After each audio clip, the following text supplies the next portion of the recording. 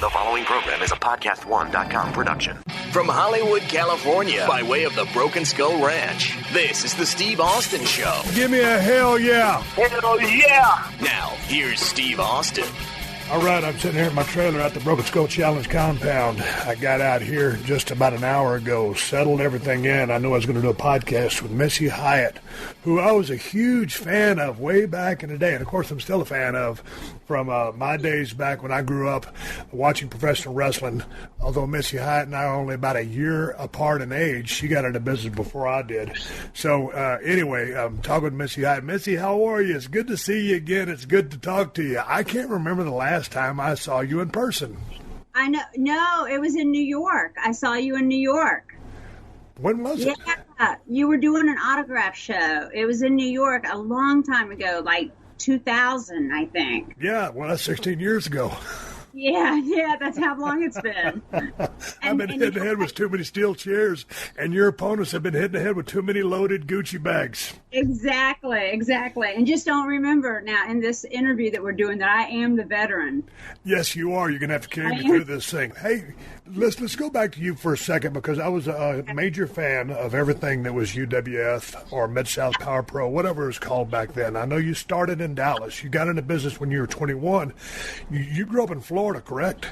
Yes, I grew up in Tallahassee. Did you always watch pro wrestling? How did you get turned on to the business? No, you know what? It wasn't until I was 17 that I was watching Georgia Championship Wrestling. Well, my dad was, and he was flipping channels, and the Freebirds were on. And I was like, what are you watching, Daddy? He's like, oh, I'm watching wrestling. And I was like, oh, my gosh, what are they doing? And I'll never forget, because they did something, an angle with Terry Bam Bam Gordy, and they put a baby bonnet on his head and a baby pacifier I remember that. in his mouth.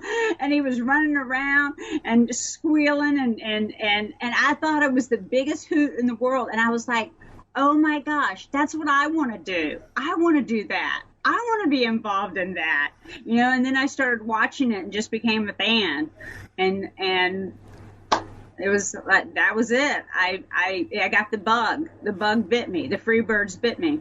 Okay, so you were down in Florida, so how did you end up getting into business? Because your first stop was in World Class, correct? Right. Well, I moved to Atlanta, and I met John Tatum. Okay. I had dated Jake Roberts previously to that, but I had met Johnny, and then Johnny went to work for Jim Crockett for a little while, and he worked there, and then after Jim Crockett, he went to work for World Class, and I went with him when he moved to Dallas. Hey, that's a blast from the past when you bring up John Tatum's name, because, man, I used to, when I was playing football at North Texas State University, and John came through the territory, and, he was a hot heel. He was a good worker, good-looking guy. Yeah. And he had a ton of heat on him. Of course, I hated his guts.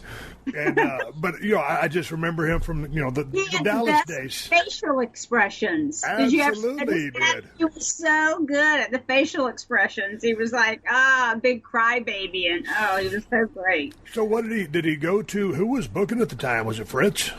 No, as a matter of fact, it was David Manning and Ken Mantell. So how did they pitch us? Say, hey, this. Well, I was just there. I mean, and they saw me backstage, and David Manning was like, hey, we need a valet to go up. Sunshine's a baby face, and she doesn't have a heel, so we need a heel to go up against her. Do you want to be a manager? And I was like, yeah, sure. I'll do that. What do I got to do? And they just go out and hit Sunshine with a purse and do it like that. And I was just like, okay, I'll do it. I'd signed up to go to college, and I up there in Denton, and I never made it to college.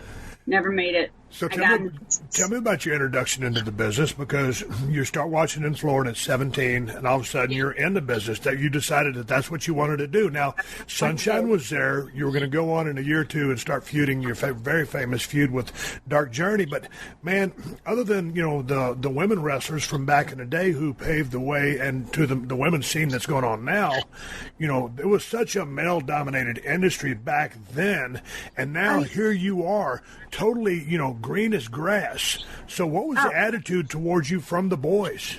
From the boys, they were really nice to me. I mean, I used to go in, there was no two dressing rooms. There was always, the heel dressing room and the face dressing room. But Johnny would take a chair and I'd put it in the corner and I'd face the corner and read a book, because I thought it was really disrespectful to be in the dressing room and seeing guys changing and farting and doing whatever they do, locker room stuff. Yeah, locker room stuff.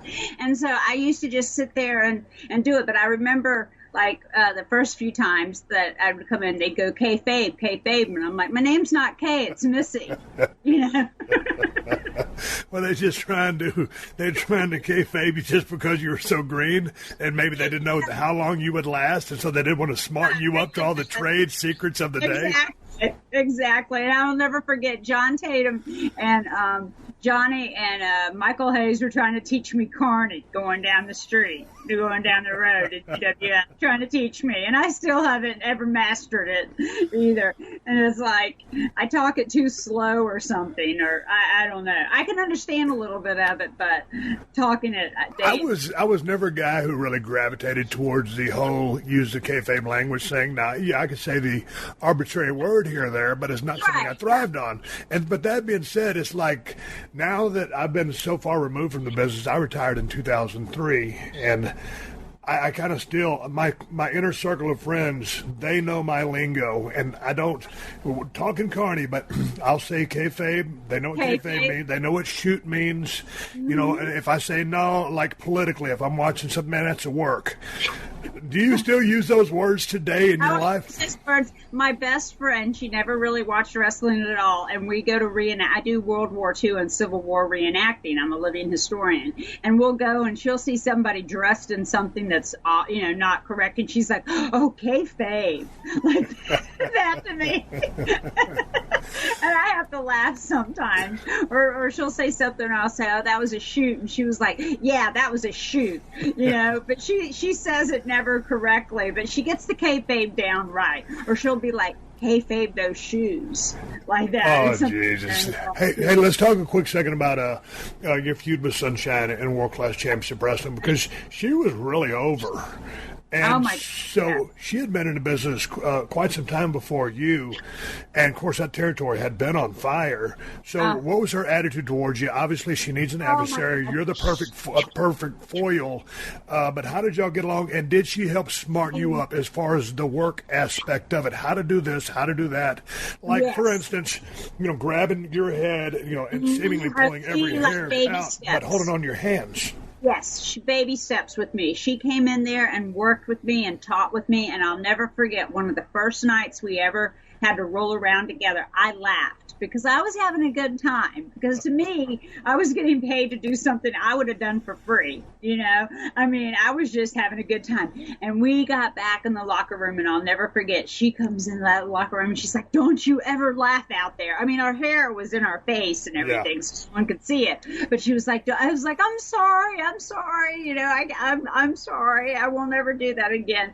But if it wasn't for Sunshine being such a wonderful person and really helping me and teaching me, I would have never been able to take the abuse that I took in the UWF. How long did it take you to come to understand just the aspect of heat, how to get heat, how to maintain heat, and what it was? Because that Dallas territory thrived on hot heels, especially you, and of course she was over as a babyface. Tell me about your understanding of how the business worked. Well, I mean, I started because of Jake. Like, Jake really taught me, because we would sit up all night playing cards and watch wrestling and talk. And so I kind of understood the business and I had an understanding of the business, but it wasn't until I actually worked that I got an understanding of it. But I thought the main thing was the crowd. It was like, it was so easy. The crowd was so easy to turn and to do. If you did anything, you would just automatically get heat. And just anything that I did, I would get heat for it. And it was just, to me, it was simple. Also, when I kind of watch back, because I hearken upon those old days when not all the exposés had been done. So many people saw through it right from the get-go, because a lot of people, like, even, in the earlier days, in the 40s, 50s, or whatever, people Yeah, it was always on the take. I bought in. When I was a kid growing up 7, 8 years old, I thought it was real. Now, when I was in college and I was driving down to the Sportatorium, I knew something was up, but I still wasn't sure. So when you started, I mean, it's still quote-unquote real. And when you're a good-looking blonde and you're doing dastardly things, I mean, the heat-getting process, I would dare say it was a little bit easier back then because people weren't in the know, and all of a sudden, pardon my language, but you have this good-looking blonde bitch out there who's distracting and doing dashing, just hate. You know what I'm saying? And being very annoying. And being very annoying, condescending. Yeah, I'll never forget, like, they had me do the interviews because they said Johnny talked like he was drunk. Like, I don't know why. He wasn't ever drunk. Yeah. But they said, okay, Missy, you do the interviews. So I had to start doing the interviews, and they just said whine and complain. And I mean, and I can whine and complain. I've been whining and complaining, since I was young. So that was really simple for me to do that. But I was told one time by Kim Mantell told me that Sunshine, if she's told to haul ass, she has to take 2 trips. And I went out and said it verbatim, haul ass. And I came back and he had a look on his face like, you said ass. And this was when we were on the Saturday night show, which is a Christian station. And he was like so scared they were going to have to bleep that out or do something. I'm like, but you told me to say ass. I didn't understand, I did what you told me to do. That was ahead of its time. This is the Steve Austin Show. Scott's Turf Builder makes lawn care easy. It gives your lawn the feeding it needs to thrive. Just put it down now and again next season to thicken your lawn, crowd out weeds, and keep it growing strong. Right now is the perfect time to feed and seed to build the perfect lawn for every season. When taking care of your lawn is this easy, enjoying your lawn is even easier. Pick up a bag of Scott's Turf Builder today. It's guaranteed or your money back. Feed your lawn. Feed it.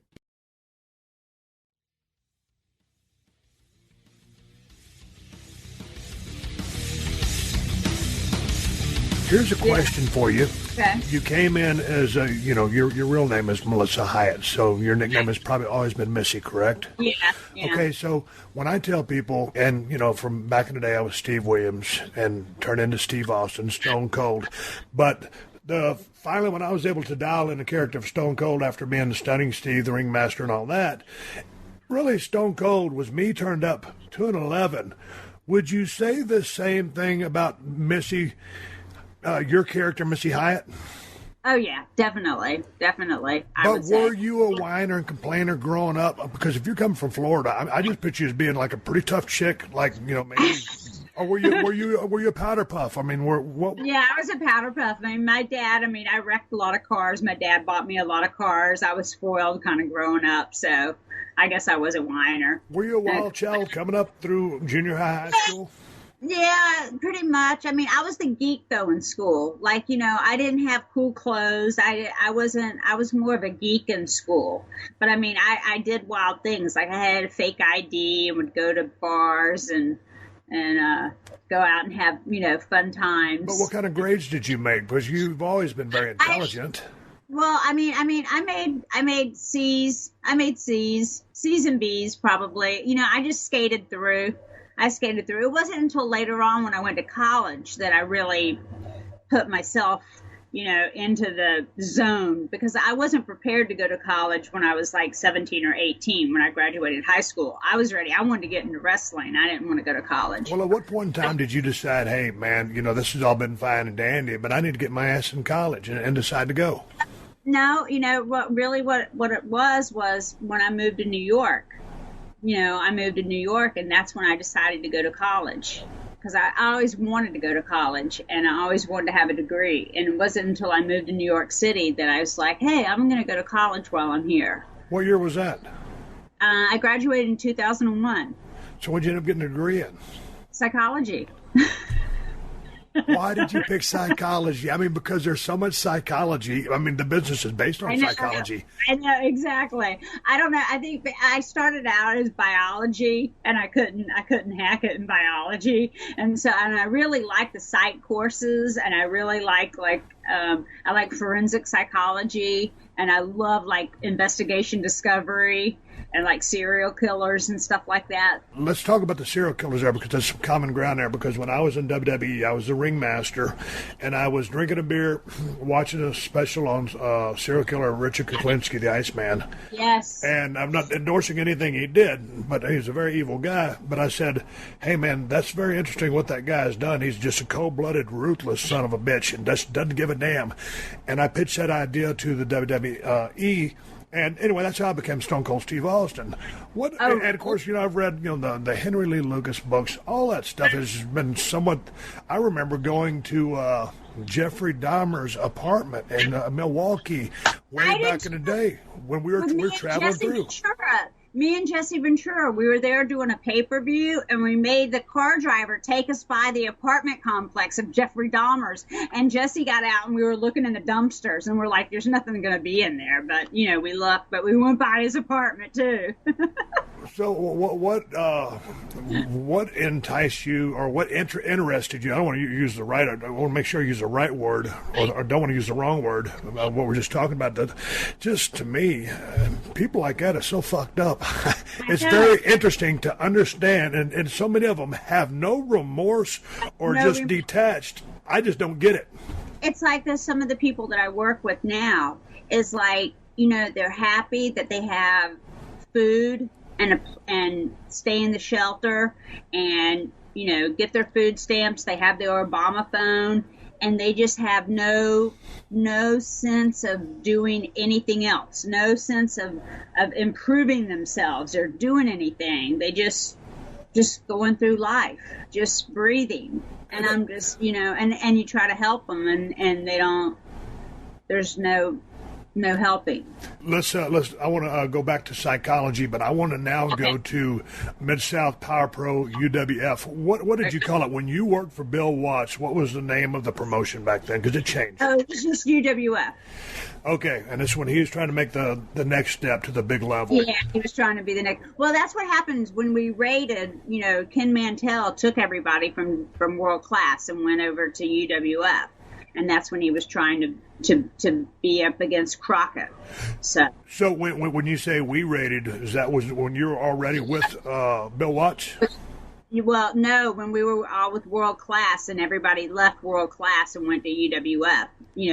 Ken Mantell took everybody, the Freebirds and everybody, and me and Johnny and Jack Victory, and took everyone. Well, that's a hell of a damn thing there. What was the strategy there? Was just because was it Fritz that was running the territory, or was the majority owner still alive? What was his name? I'm hitting myself in the head. Anyway, why did everybody make the exodus to UWF? I don't know. You know what? I really don't know. And I've had this talk with a friend of mine. And I said, if I would have known that us leaving would have killed the territory, I would have stayed, because Fritz treated me so well and gave me my start. And they just, I loved working there. And it was so easy, Friday night Sportatorium, Monday night Fort Worth, and close shows. We weren't on the road like we were in the UWF, and we didn't have to put up with bull like we had to put up in the UWF. And but he's like, no, but the territory it died after that. I have a question for you about that, because Okay, but let's put a break on the UWF. I got to go back to the Sportatorium, because you were there with so many battles. When I think of that place, it smelled like piss, beer, hot dogs, popcorn. I was going to ask you, yeah. How did it feel? How did it feel being there, going there as a fan, and then going there, working there? Watching it as a fan in its heyday. when there's all those people there, and then going to work there and there's only 200 people there? How did it feel? That's a great question because, when I was playing football at North Texas State, and that was 86, 87, so world class was running pretty strong then still. It was starting to fume out. It was going to fume out in 89. So it was still pretty hot and heavy, and we would go down on the Friday nights, me and my buddies from college.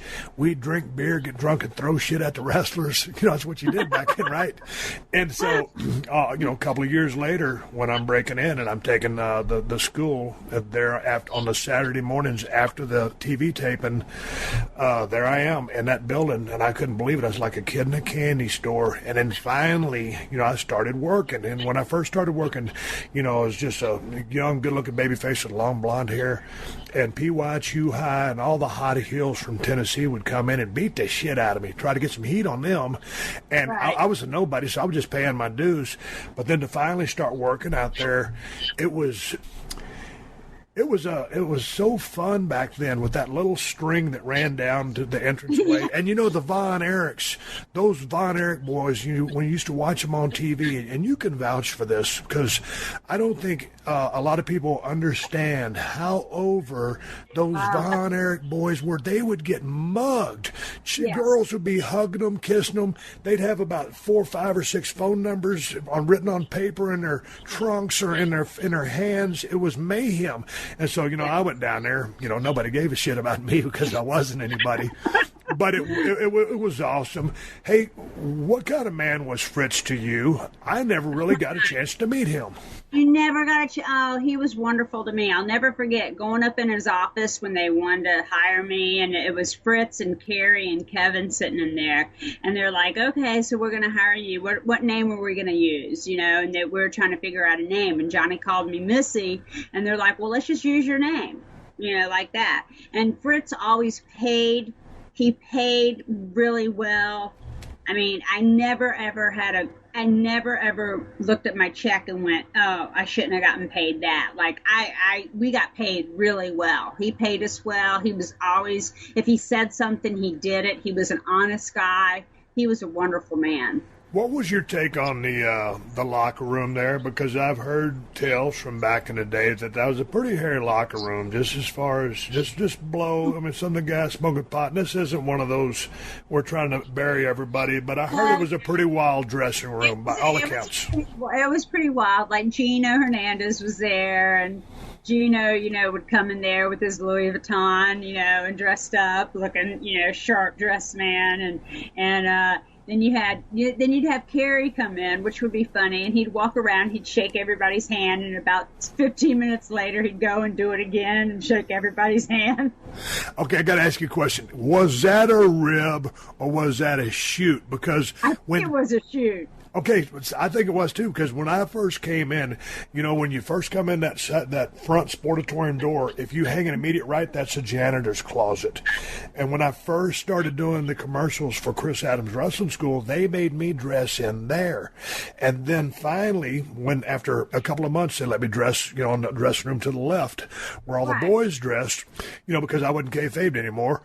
And I walked in there, and Kevin said, hey, man, how you doing? Kevin Von Erich. And I said, I'm doing good. And then a couple of minutes later, goes, hey, man, how are you? He said, man, it's been a while. I haven't seen you in a long time. Man, we used to have some good matches together. And I said, Kevin, I just met you for the first time a while ago. I said, I'm just now starting. And he goes, oh, I'm sorry. And I thought he was ribbing me, but I think it was a shoot. Yeah, I think it was. Hey, how were here's the thing. I was going to work with Carrie one night because a lot of the top talent wasn't there. I'd only been in the territory or in the business less than 6 months, and I'm working on top in some of these little Dallas spot shows with either Kevin or Carrie. And, of course, it was literally a 5-minute match, literally. And it'd be something where I'd shine them with one high spot or they'd beat the shit out of me, and then all of a sudden I would be in an iron claw. And I'd be out. But one time, Iron Claw. I'm really upset because I've always wanted to get the Iron Claw I got spanked by Kevin Von Erich one time, but I always wanted to get the Iron Claw, and I never got the Iron Claw, and you got the Iron Claw. One time I was going to, I think we were working Cleburne. It was just a little spot show outside of Dallas, and I pulled into a gas station, and I kind of looked over. I did a double take with, here's this guy with this awesome physique, and it was Kerry, and he was wearing his boots and his ring gear, and that's before he lost his foot. And he was out there gassing up his car in just his trunks and his wrestling boots. And I'm thinking, what the fuck is wrong with this guy? You talk about living a gimmick. Oh, yeah. I can imagine. That's a good story, though. Why do you think... what do you think happened to those guys? I never thought in a million years that Kevin would be the last one left. I know. I don't know if it was after David died, trying to live up to a standard that they couldn't live up to. You know how they always talk about the Kennedy curse, and the Von Erich curse. I don't know if it's something that they were always trying to live up to David's standards. Because David was like the heir apparent, was going to take over everything.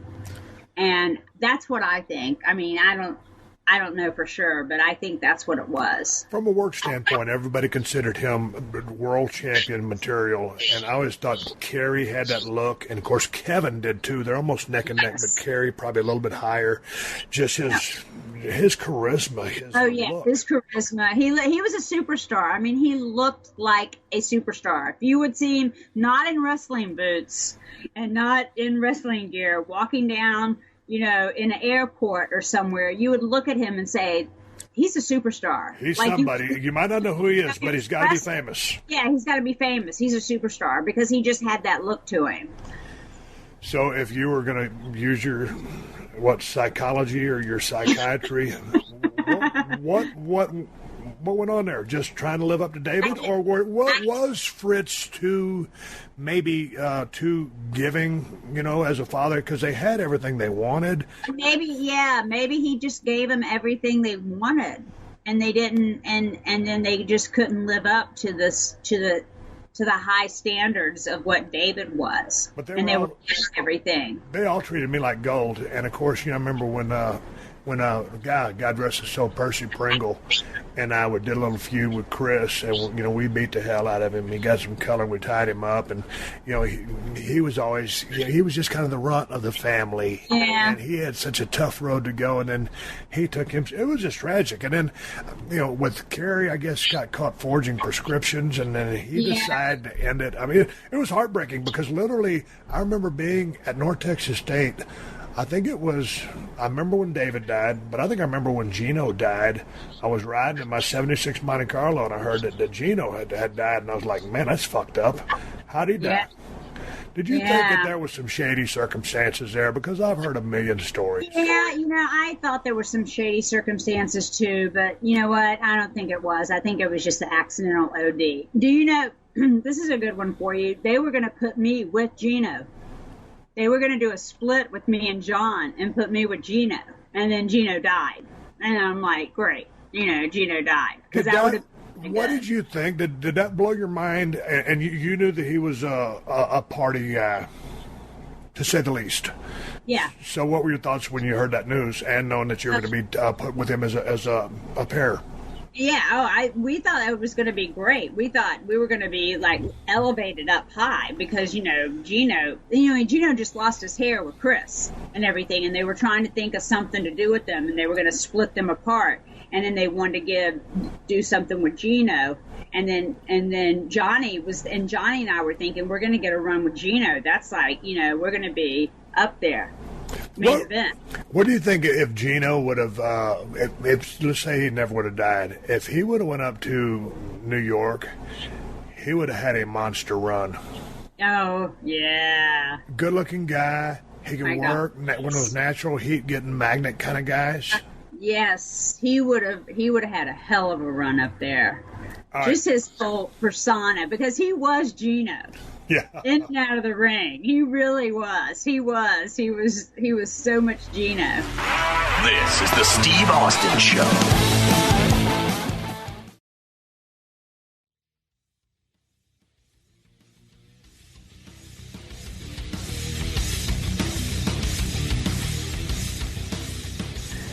Hey, let's go to UWF. I got to ask you about working for Bill Watts. Okay. How was going from working with for Fritz Von Erich in that Dallas area where everybody was kind of taking care of you and, sharing knowledge with you and bringing you up because you're green. They would give you, like, your booking sheet and your check, and then they'd give you directions, with your booking sheet. I mean, everything. It was just, they took good care of you there. And then to go to UWF, and it was just kind of like find your own way. Well, to go back to the Dallas thing, because, I was coming in '89, and that part of the organization that was still there, and there you get a booking sheet, but it was like an 8x10, office, like an office paper, and It'd be a little grid. It was like a weekly grid. I don't even know if it was monthly, and because I didn't know, and it had the list of towns, and they said if you were on the card or not, and you're like, well, wow, I'm not on that card. I wonder what's wrong. And so here's a question for her. I'll only ask you one money question. Okay. When I broke in Dallas, Texas, my first match was with Frogman LeBlanc. It was in the Sportatorium. It was a television match, and I had no business being on TV because I was greener than shit. And so I wrestled Frogman LeBlanc, and I beat him with the flying clothesline. And when I went to Chris's office, that one upstairs, and Chris had trained me, of course, so, I was representing the school. And all of a sudden, here comes Frogman. It's me, him, and Chris, and they're talking. He goes, I think you'll win with like a flying clothesline. That's my shitty English impression because I got my throat is killing me right now because I can't talk. So anyway, I go out there, and I won the match with the flying clothesline. Tony Falk was the referee. God bless him. He was trying to call spots for me because we were shitting the bed out there. My point is, for that match, I made $40. So I finally got my check I got my check like 1 or 2 weeks later, and I'm like, man, $40, that ain't very much money for being on TV. And then I talked to Jarrett when he bought the territory from Fritz Von Erich, and it became a USWA almost immediately, if it wasn't already he USWA. Was only paying the guys, what, $50 or $75? No, not me. I was making $15 and $20 a night, and that territory over there, there's not a round trip that's under 260 miles. Exactly. Memphis to Nashville is 400 miles round trip. So I was making $15 and $20 a night. So when you first started off in the business, just a house show, what were you making? My first check, I still have my first check. It was $50. $50 for a shot or a week? For one shot. My first time when I came out to hit Sunshine with the purse, it was $50.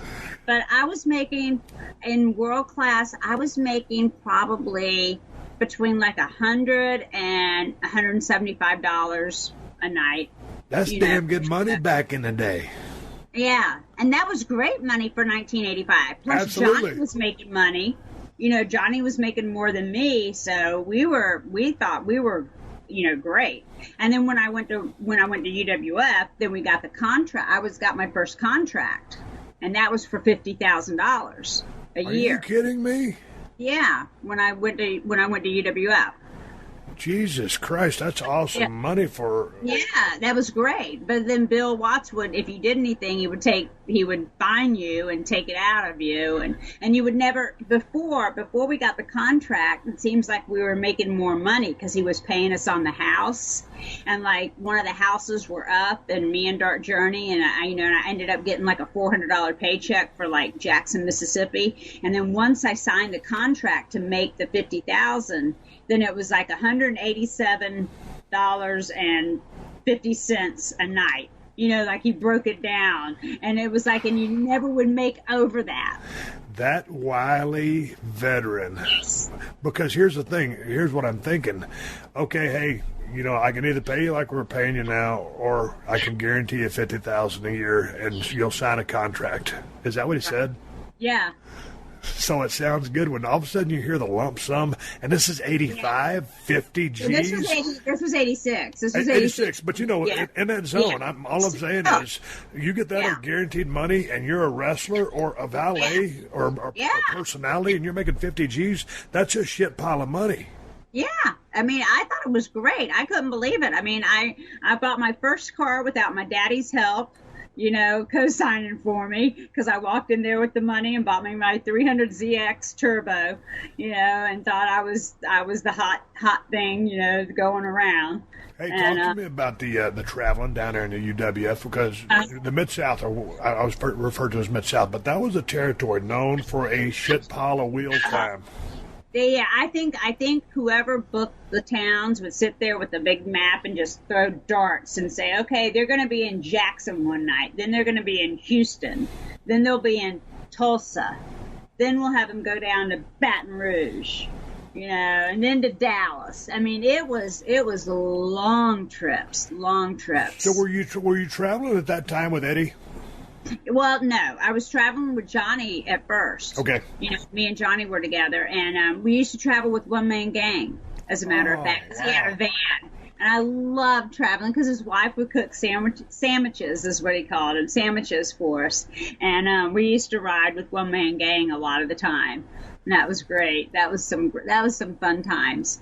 And but yeah, we used to have to travel. I mean, we'd fly a little bit. Like, he would give you a voucher or $180 to fly to get to Tulsa for the TV taping every 2 weeks, where out of Baton Rouge or wherever, and you could do that, or you just take the money and drive it. So what did you think about life on the road? Because you're talking 86, right? Yeah, 86, 87. 86, 87, you've been a year and a half, 2 years in the business. And, well, Jesus Christ, here's the thing. You started when you're 21, so now you're 23. Yeah. And you're still a pup. So this has got to be just, like, all fun and games. Yeah, to me it was all fun and games until Dark Journey kicked my ass every night. Now, how did Dark Journey get introduced back in the day? Because as I was a fan of the feud, I forgot her introduction and her liaison or her relationship with Dickie Slater. Yeah, she had a relationship with Dickie Slater, and Dickie brought her in, and then she ended up staying, and Dickie left. And so then they had her manage Missing Link. Yeah. The Missing Link, that's right. Yeah, to go up against me. Okay, now, as you were feuding with Sunshine, she was taking you under her wing. Y'all had great chemistry, and now you go into UWF, and it's Dark Journey, and she's a pretty tough lady. Oh, my God. Let me tell you, she beat my ass every single night. I would go out because I could never, because I was always told, don't ever cry in the dressing room. Don't ever let them see you cry. So Who told you that? Johnny. Okay. Johnny and Michael Hayes. Because Michael Hayes, we used to travel with Michael a lot. Good 411. So, yeah. So they told me never let them see you cry, and I used to go out and just cry. Go get in the car and just cry because my knees hurt. I mean, she broke my thumb. She busted my nose. I mean, she would hear the crowd screaming, because it had so much heat and screaming, and she would just pound the living crap out of me. And I'll never forget Carl Fergie with laughing because my hair's going all, because I had a bald spot in the back of my head from her like pulling my hair out and everything. And like the boys used to come out to watch us because they like, the bitches are going to fight.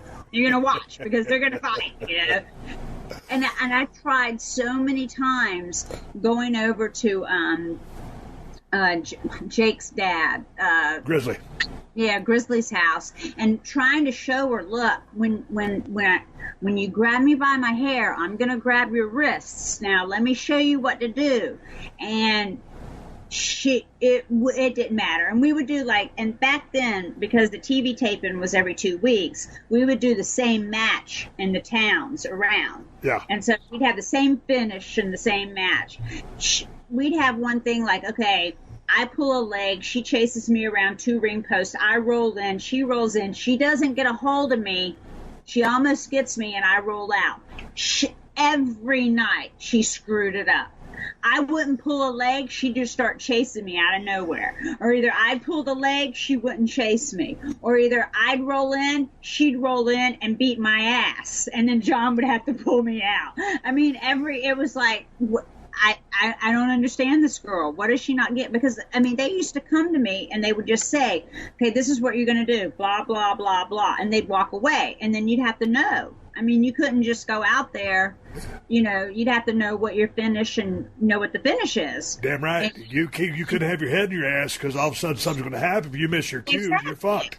You got to know what the finish is, and you got to know when to go on cue, when to do stuff, you know. And this is back in the UWF now, the heels and faces were in separate dressing rooms. And so you had the referees running back and forth talking, and they used to talk in the ring. And, you know, you were told, you know, Ken would come to you and give you a finish, and that's it. I mean, he'd give you the finish and walk out of the room, and you'd have to have that. You'd have to know what you're doing when you go out there. And I don't understand that girl. She just would screw it up almost every night, and it was just like she beat me. But how was that? I want to get back to Dark Journey. How was that, you know, when you're green as grass, or, you know, when you came in Dallas, there's kind of a common area, but like you said, in UWF, just like Nashville Fairgrounds, babyface heels, totally different sides of the building. You cannot talk. It's referee. You say, hey, he's going to catch this on you. And go about 8 or 10 minutes or whatever. So they're relaying the finish to you. And all of a sudden, if you don't have a good set of ears or some wherewithal to process information, you know, you're gonna fuck this thing up. And you're talking about big money riding on a hot angle, which is putting asses in the seats. And all of a sudden, whether you work for Bill Watts, Fritz Von Erich, you're working for a promoter who expects you to be professional enough, knowledgeable enough to carry out the angle at hand. Oh yeah, definitely. And many a times Bill Watts would come in and scream. And like we'd sit there like little kids like this with our heads down because we're like, he's screaming, you know, and it's just like, you know, and we all got it. And here's the thing. Bill Watts was an intimidating man. He's a big guy. He was the boss. He was super smart. He had eyes behind his head. And so, you know, all of a sudden he's talking to you. It's like this voice of God with this attitude behind it. So was Dark Journey, when you tied up, was she shooting or was she just snug as fuck? No, she was shooting on me. So did you never could smarten her up? Say, hey. I never could smarten her up. And then Eddie tried to teach me how to get a sugar hold on her. And she was just and I couldn't ever get one on her. And I tried so many times. And okay, stop. Well, explain to my audience what a sugar hold is, because I know, but I'm laughing because I don't picture you with a sugar hold. Okay, well, a sugar hold is just when you get someone where they can't move. Yeah, it's a front face lock. And you get them and you get their head on the mat, so they're face first down on the mat. You can control the person. That's what a sugar hold is. Long story short, I don't want to go to an MMA thesis or branch out, but a sugar hold in wrestling was quite simply a hold where you just settle the motherfucker down. You know, if they're working too rough with you, come to Jesus. Hey, slow down. Slow down. And but you never could get her in it.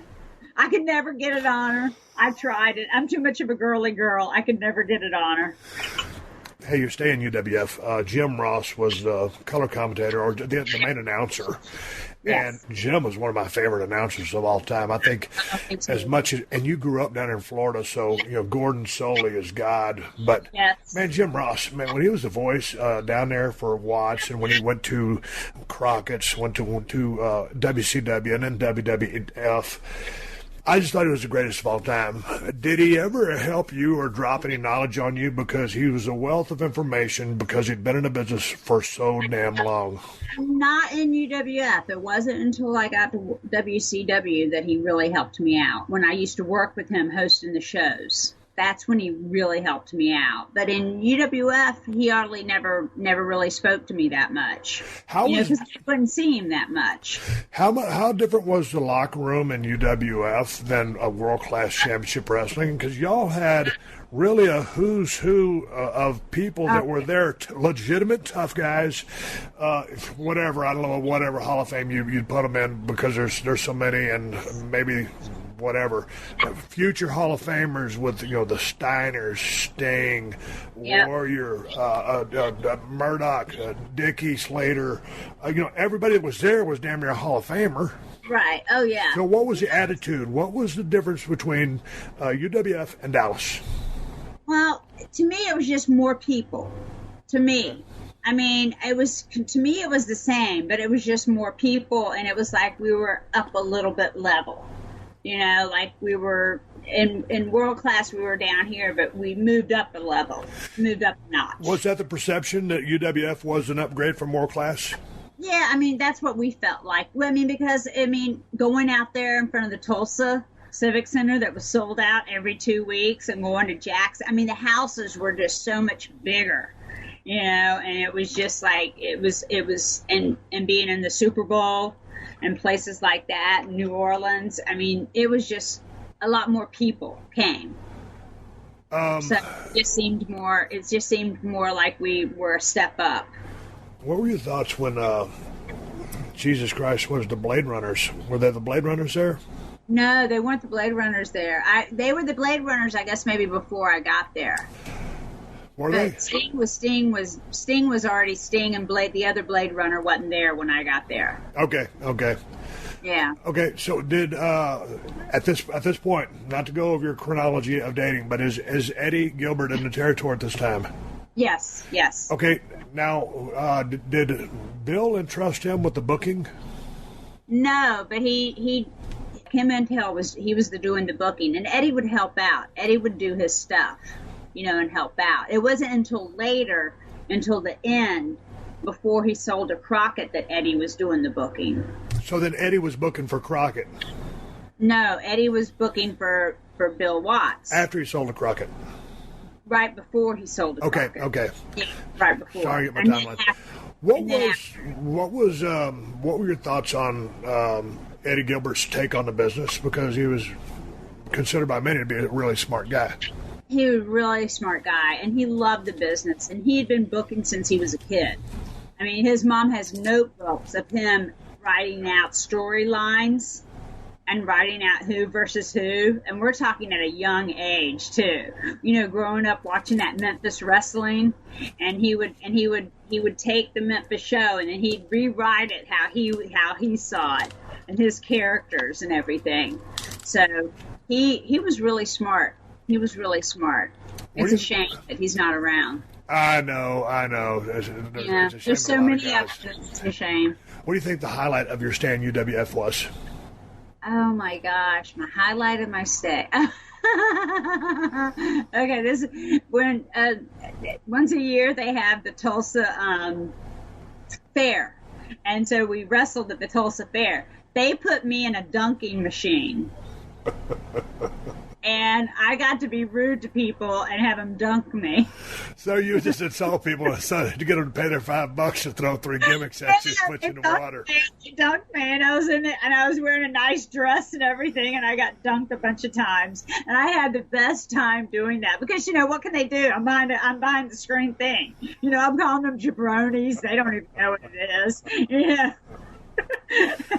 That was probably one of the highlights. I didn't think that you getting dunked at a state fair in Tulsa would be the highlight of your stay at UWF, but it's a great story. Yeah. How did you get the call up to WCW? Well, Eddie and I were in Continental. He was booking Continental. And so Eddie called Where Dusty. was Continental based out of?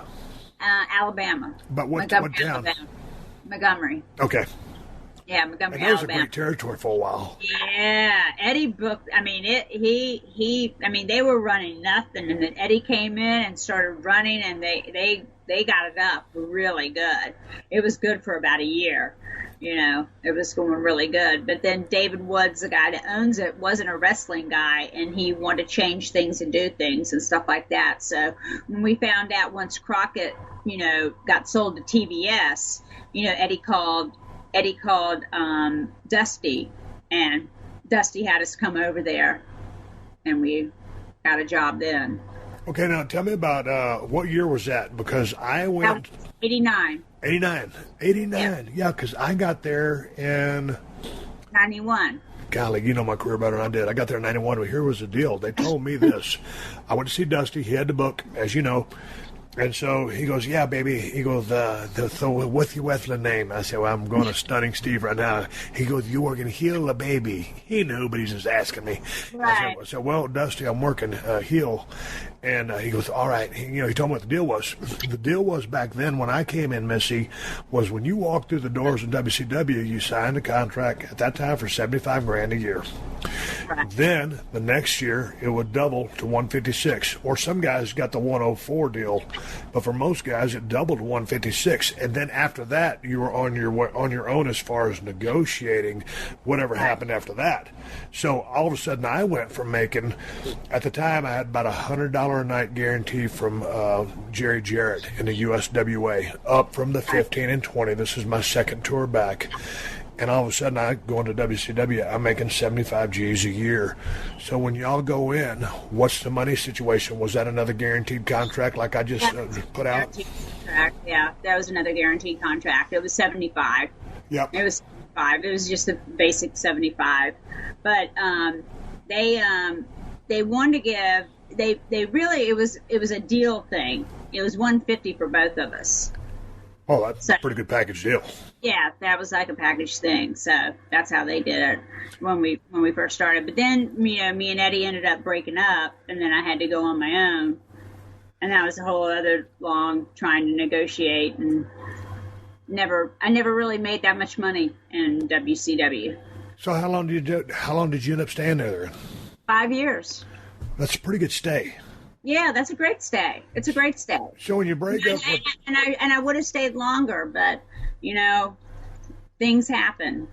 So when you break up with Eddie, he was still in the territory, right? Yeah, for a little bit. Just a little bit. But then he left.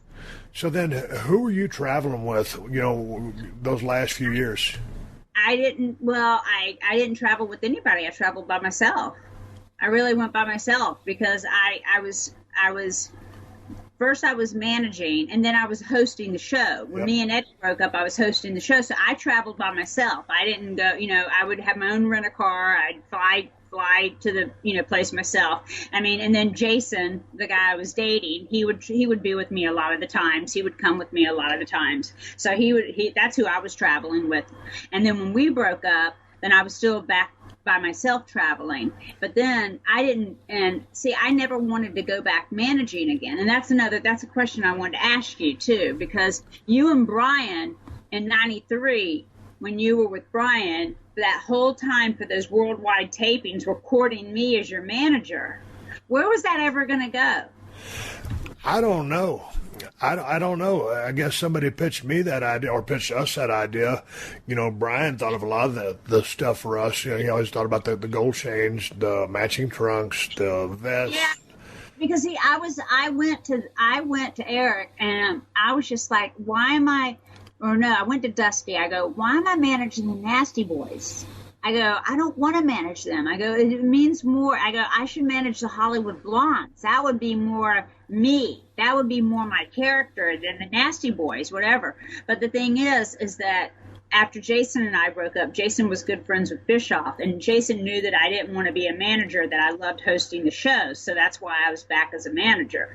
And then that's why I didn't get my contract renewed because of Jason, it took me 10 years to figure. It took me 10 years and about $60,000 at Marymount Manhattan College in psychology to figure out that one.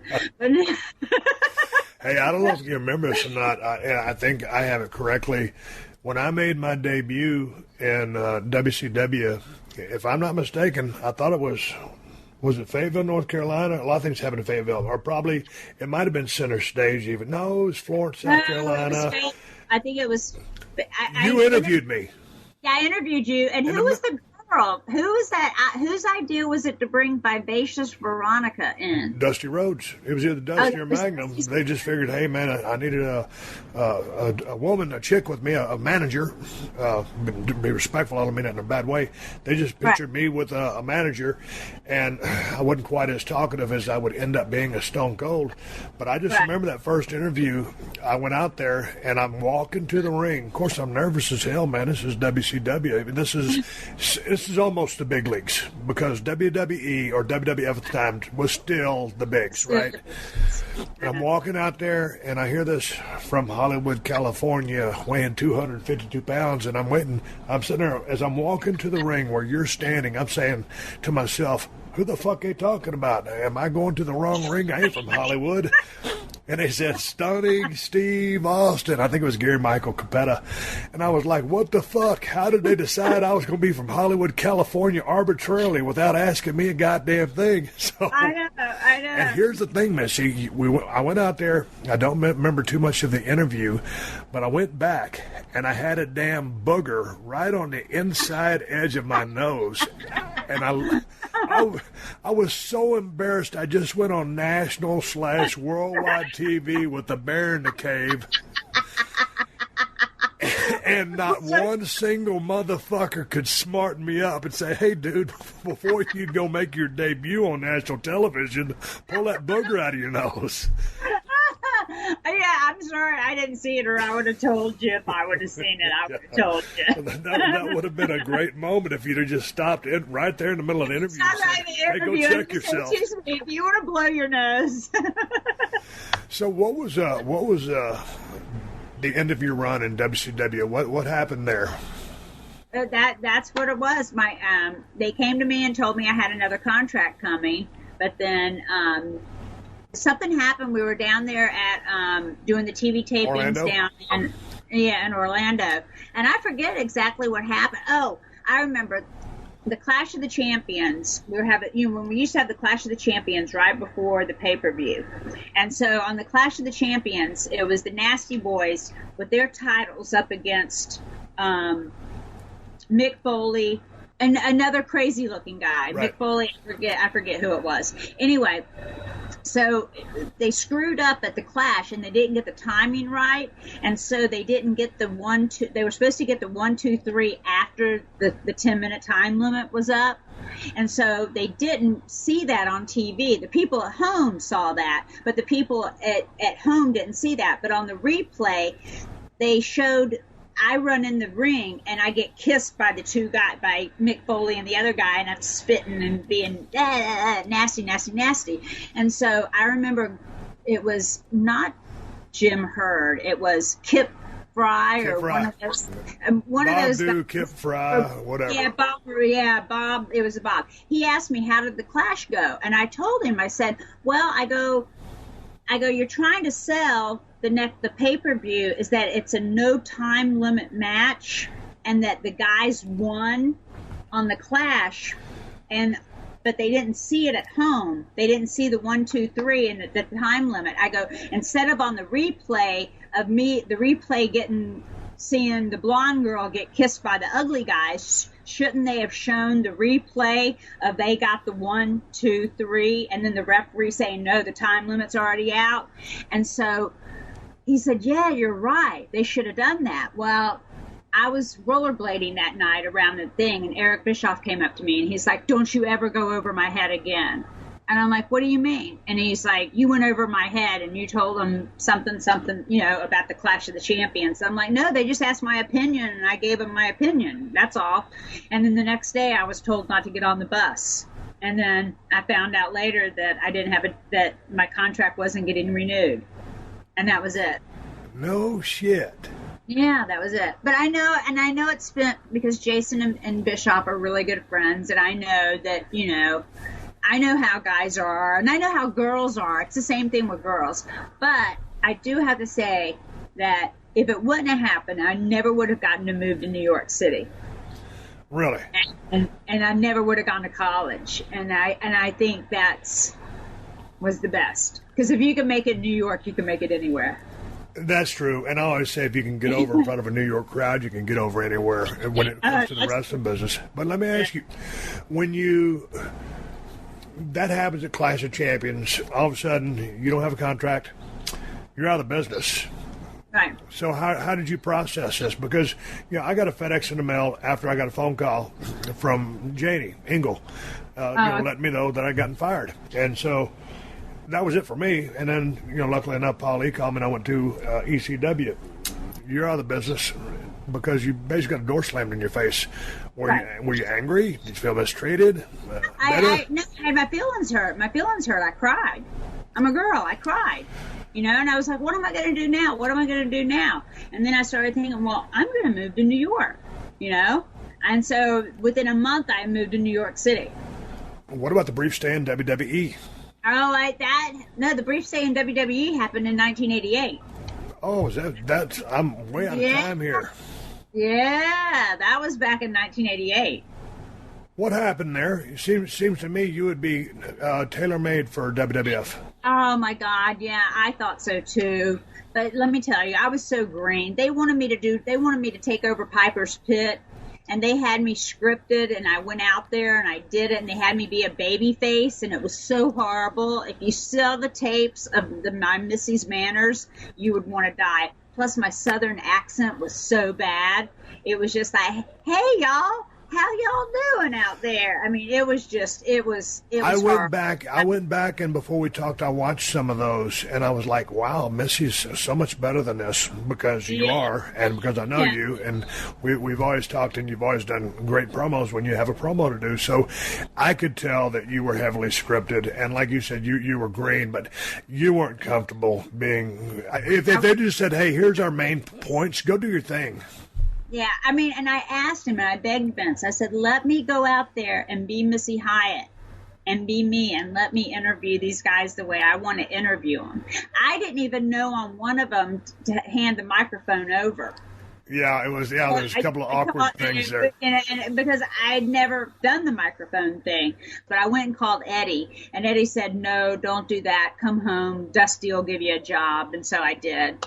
I told Vince, no, I can't do it. And that was probably the stupidest thing I ever did in my life. But why? Because if I would have stayed, who knows? Right. Who knows? Because, I mean, I'll never forget when I first met Jim Crockett. Jim Crockett just bought UWF, and I was going to WWE. And I walked up to Jim Crockett, and I go, hi, I'm Missy Hyatt. I want out of my contract. I'm going to WWE, and I'm going to get me a doll. And he was like, okay, we'll let you out of your contract. I said, okay, thank you. And I was so happy to go to Vince, thinking that, because Vince told me, oh, you're gonna take over Piper's Pit, and I did all these promos about how it's taken a woman to take over a man's job, for Piper's Pit. I did these promos like that, and I mean, and Vince had me. You're never gonna be able to go to the grocery store alone. You're gonna have to have security. You're gonna be a superstar. You know how Vince talks. You know how it is. What was the difference in that territory versus all the ones you've been? Because New York is different than anybody else, in my opinion. Well, to me, I mean, I was only there for like 3 tapings. Right. So, I mean, I stayed away from everybody. I mean, I had like my own dressing room, and I was like, and the first time I met Hulk Hogan, it was funny. He's like, so I heard you're here to take my spot. And I'm like, no, your chest is still bigger than mine. And he liked that. So I guess he's always been very nice to me since. So you're there for a cup of coffee. Did it feel good to go back to the South? Yeah, but I felt like I had a tail between my legs, because I was like thinking that I was going to become a big superstar, and I had to go back to Dusty, and I had to go back with my tail between my legs and go back to Jim Crockett and go, hi, can I have a job back, please? Yeah. And that's so hard to do, but sometimes as like a guy in the ring, sometimes you can go out there and maybe 5, 6 years in the business, maybe 7, or 3, wherever you're at, and all of a sudden you're thinking, hey man, I got this. I'm pretty fucking good. And you got to have confidence in yourself, or if you don't, no one's going to believe in you. And all of a sudden you go out there and you shit the bed, or something happens, you blow an angle or fuck something up, and you're like, maybe I'm not as good as I thought I was. And so it's the business has many steps along the way that will humble you, make you rethink things, and reset you, because you'll get on a little bit of run of confidence. All of a sudden it's like, okay, I'm not as good as I thought I was. I need to get my shit down a little bit better. Right. Well, and that's what really upset me too, is after I left WCW, that WWE never called. Like, I thought for sure they would have called just because, I was still damn good at what I was doing, and I was still young. I was 30. I wasn't an old hag yet, you know. No, you had 9 years in the business. You were a veteran, and you were just coming into your prime. Yeah.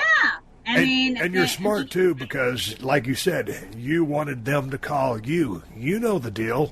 You never want to make the phone call. You know, like Eddie made the phone call that one time. In parts of your career, you do. But always you want them to call you. Right. Yeah, and they never called me. And so, you know, nothing ever happened. Hey, tell me about your run in ECW. Oh, my gosh. How wild was that? Because out of all the dressing rooms that I have been in, the ones that I've heard about in the mid-'80s and world class, when I went up there in 95, you know, I'll just say that there was different cliques. 96, right after you. I was right there after you. Really? Is that when you went in there? Yeah, 96. Okay. That was the damnedest dressing room I'd ever seen. I'll leave it at that. Would you agree?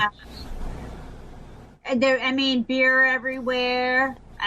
Sandman being so drunk that he couldn't even get up to the top rope. Just the craziness. You could never find a chair. I could never find a chair to sit in because they were all broken, you know, in the back. Yeah. That was crazy. It was a great bunch of guys, though, because Paul Lee, you've known Paul Lee forever. Are y'all pretty close? Yeah, if it wasn't, let me tell you something. Paul Lee should appreciate and love me to death, because when Eddie and I met Paul Lee had only been in wrestling for like maybe 6 months, and we met him. And I told Eddie, you got to hire him and bring him to Alabama. And he brought him to Alabama, and then he assisted Eddie in booking and stuff like that. But if it wasn't for me, because Eddie wasn't sure about it, Eddie didn't. I'm not gonna, you know. And then Paul moved from New York all the way down to Alabama and lived with us in our apartment. Are you kidding me? Yeah. See, this is gold. I've never known this. And, of course, I've seen so much footage of Paulie down there in Continental with the big, gigantic cell phone. Oh, yeah, with that big phone. You told Eddie, hire this guy. So how was Paul Lee to live with? Because I know you guys aren't making shit piles of money at this time. So how was that living dynamic? I never went into his bedroom or his bathroom. I kind of let him stay in there. But one time I did go in there, and all I saw was a bunch of white shirts and baseball cards. That's the only thing I saw in his room. So Paulie's a baseball card collector? I guess he was. What did you see in Paulie back in the day? Because, you know, when I go back and look at that old stuff, and you and I were talking on the phone, we're not going to talk too much about the current product. But when you watch his promos now, the level he's at right now is just, it's different from a Jim Cornette, who's phenomenal, or all your other great talkers. But Paul Lee, back in the day, even at Continental, when he was just starting, you know, he hustled his way into business. He was a silver-tongued devil laying down golden promos way back as a kid.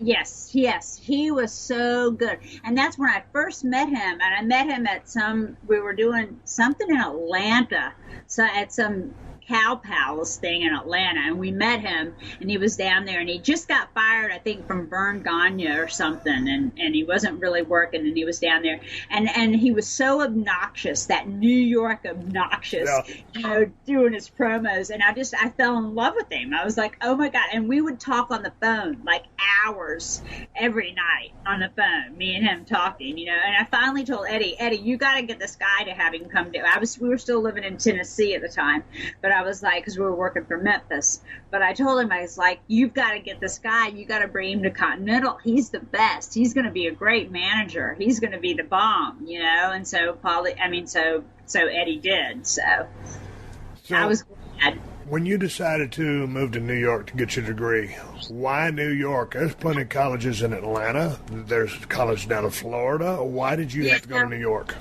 Because when I went to New York, we went up there to do our picks, when we got on Pick Station, when UWF did, and we went up there and to do promos, and I'll never forget being in the limo and going through the Lincoln Tunnel and coming up in New York, and I had a feeling this is where I belong.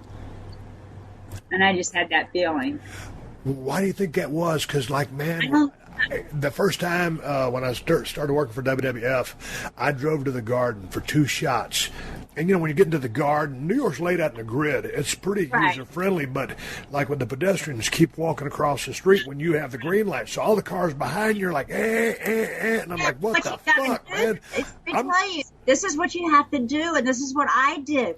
If you have the green light, you speed up. And if you have the yellow light, and you let those people take their packages and scream and run because you have the right-of-way in New York. I know, I get it now, but this was back when I was still a country bumpkin. Like I was 7 years in the business from Edna, Texas, 5,000 people, and all of a sudden I'm in New York City going to the Garden. And I told those people, I told the office, and I didn't have any stroke at the time. I was the ringmaster, for God's sake. And I said, hey, man, next time you guys book me in the Garden, I need a ride. And so I did ride with Billy Gunn or ride with one of the boys, or I'd make them send a car for me because I ain't driving in that shit.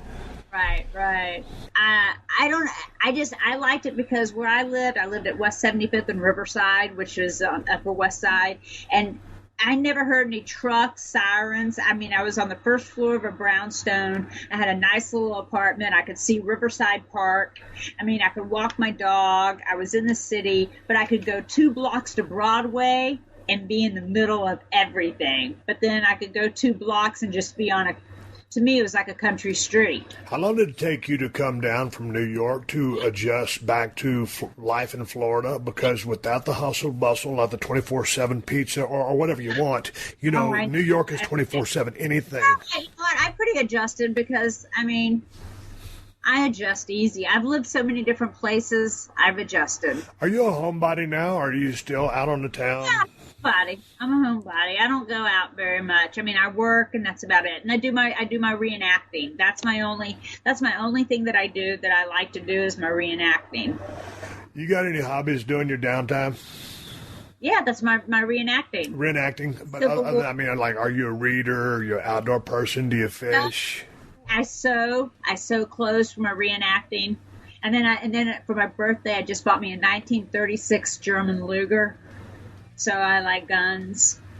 I collect guns. Hey, Missy, let's call this Missy Hyatt Part 1. Okay. And then we'll talk in a few days, and we'll do Missy Hyatt Part 2, and it'll be you asking me your list of questions. Then I'll be asking you. Okay, that sounds great. We got a deal? We got a deal. Hey, Missy, it was good talking to you. I was talking to you, too. This has been a Podcast One production. Download new episodes of The Steve Austin Show every Tuesday at PodcastOne.com. That's PodcastOne.com.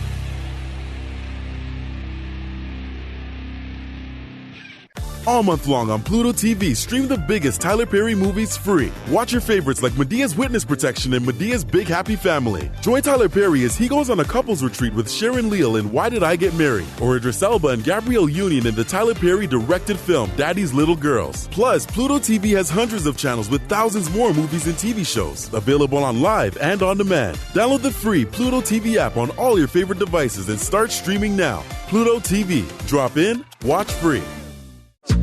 Yo, what's up, guys? This is NBA champion Bobby Portis of the Milwaukee Bucks. Bobby Portis in the Bucks. Inside, Portis for the slam. Here with my brand new podcast, Keep It a Buck. Each week, me, AB, and Barrette. It's your boy Blessed Up AB, man. They call me Baby Tay, they call me Red Tay, they call me Barrette. We'll be talking to special guests from fellow athletes, celebrities, and friends from all walks of life. And we'll keep it a buck. So you saying you better than J. Cole? J. Cole. Cook J. Cole. J. Cole, nice, though. My floater is Hall of Fame. Knocking your game. They got to watch it guys like Chris Middleton and Giannis, like watching these guys like 300 makes a day. And I'm not talking about just shots. Makes. It just ain't gonna come just because you dreaming about it. You gotta actually make it into a reality. You gotta speak it into existence. You gotta make your daily deposits every day. Lunch meat. Download new episodes of Keep It a Buck every Thursday, wherever you get your favorite podcast. Keep it a buck. Peace.